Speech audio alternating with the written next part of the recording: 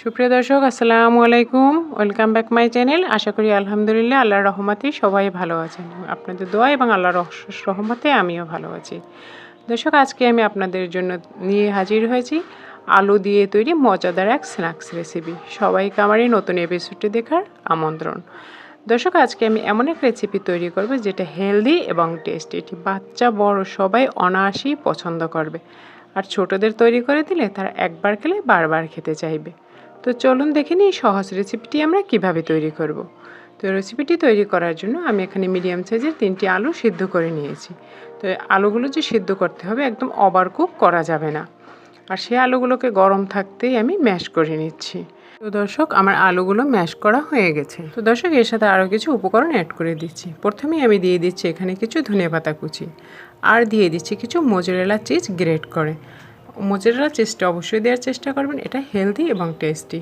দিয়ে দিচ্ছি 1 চা চামচ চাট মশলা, 1/2 চা চামচ গোলমরিচের গুঁড়া, 1/4 চা চামচ লাল মরিচের গুঁড়া, আর দিয়ে দিচ্ছি স্বাদ মতো লবণ বা 1/2 চা চামচের একটু কম লবণ, আর দিয়ে দিচ্ছি 1/4 চা চামচ ভাজা জিরার গুঁড়া, আর এখানে অ্যাড করে দিলাম কর্নফ্লাওয়ার বাইন্ডিংয়ের জন্য। এখানে আমি 2 টেবিল চামচ কর্নফ্লাওয়ার অ্যাড করেছি। এখন আমি সমস্ত উপকরণগুলোকে ভালো করে মিশিয়ে নেব।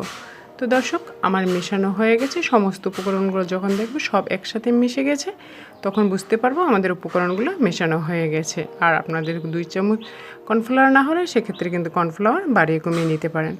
তো দর্শক, আমি ডোটাকে 2টে ভাগে ভাগ করে নিয়েছি, আর এখন একটি ভাগ দিয়ে আমি নাস্তাটা তৈরি করব। তো নাস্তাটা যেখানে আমি তৈরি করব, সেজন্য আমি যে পাত্রে তৈরি করব সেখানে আমি একটু তেল লাগিয়ে নিয়েছি। কারণ তেল লাগানোর সুবিধা হলো এটা যখন আমি উঠাবো তখন সহজেই উঠে আসবে, সেই জন্য। তো আমি আজকের যে স্ন্যাক্সগুলো তৈরি করবো এগুলো আমি স্কোয়ার শেপে তৈরি করব।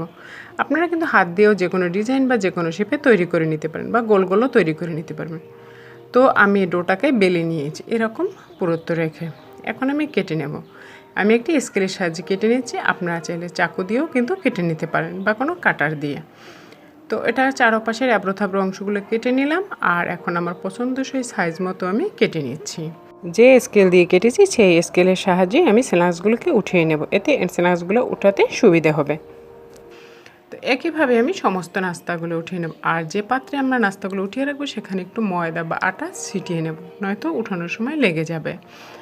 তো দর্শক, আমার সমস্ত নাস্তাগুলো কিন্তু তৈরি করা হয়ে গেছে, আর আমি এখন স্ন্যাক্সগুলোকে ভাজতে চলে যাব।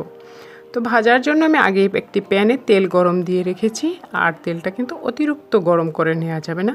মোটামুটি গরম হলে চুলার আঁচটা মিডিয়াম টু লো হিটে রেখে স্ন্যাক্সগুলো ভাজতে হবে। কারণ ধীরে ধীরে ভাজলে, একটু ধৈর্য সহকারে ভাজলে যে কোনো জিনিসই কিন্তু সুন্দর হয় আর খেতেও হয় সুস্বাদু। তো দেখুন, আমার স্ন্যাক্সগুলো কিন্তু মাশাআল্লাহ প্রত্যেকটা স্ন্যাক্সে কিন্তু একদম ফুলে উঠেছে, আর পছন্দসই একটি ব্রাউন কালার চলে এসেছে। তো আমার নাস্তাগুলো ভাজা হয়ে গেছে। নাস্তাগুলো ভাজতে সময় লেগেছে 2 থেকে 2.5 মিনিটের মতো।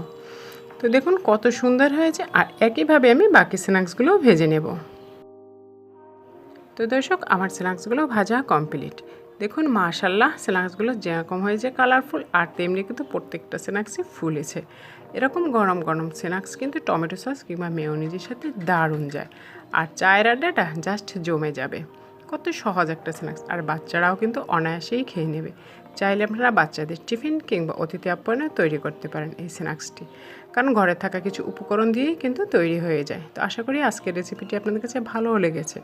ভালো লাগলে প্লিজ লাইক, কমেন্ট ও ফ্যামিলি ফ্রেন্ডসদের সাথে বেশি বেশি শেয়ার করবেন। আর এরকম সহজ ও মজার মজার রেসিপি পেতে চাইলে প্লিজ আমার চ্যানেলটিকে সাবস্ক্রাইব করে আমার সঙ্গে থাকবেন। আজ এ পর্যন্তই, দেখা হবে নতুন এপিসোডে নতুন সময়। আল্লাহ হাফেজ।